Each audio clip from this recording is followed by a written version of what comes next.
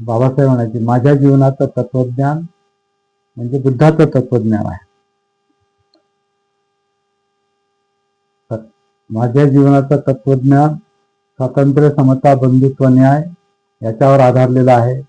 तीच तत्व आपल्या राज्यघटनेची तत्व आहेत आणि ती मी बुद्धांकडून घेतलेली आहेत, असं बाबासाहेबांनी म्हटलेलं आहे. म्हणजे बाबासाहेबांच्या कार्याचा जो विकास आहे तो अशा पद्धतीने आपल्याला पाहायला मिळतो.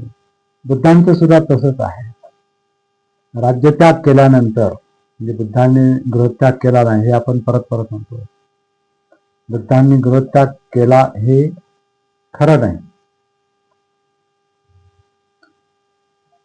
बुद्धांना राज्यत्याग करावा लागला आणि तो राज्यत्याग का करावा लागला याच्यावर आपण बराच वेळा बोललेलो आहोत.